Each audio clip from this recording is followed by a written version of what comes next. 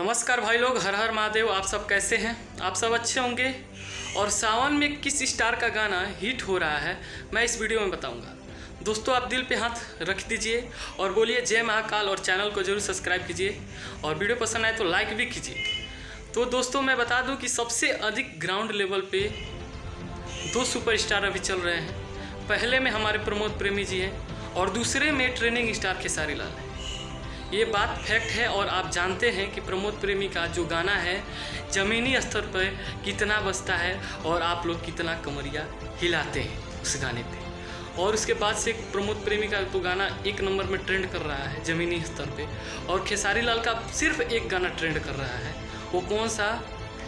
सावन में गांजा, ऐसे ही कोई गाना है, वही गाना ट्रेंड कर रहा है। लेकिन प्रमोद प्रेमी का सारे गाने बैक टू बैक सारे पे 4 मिलियन, 10 मिलियन, 8 मिलियन ऐसे गाने उनके व्यू ला रहे हैं। इसका मतलब कि जो गाना ग्राउंड पे बज रहा है और हमारे अगल बगल जो बज रहे गाने सिर्फ प्रमोद प्रेमी के हैं, और खेसारी लाल के सिर्फ 1 गाने या 2 गाने सुनाई दे रहे हैं।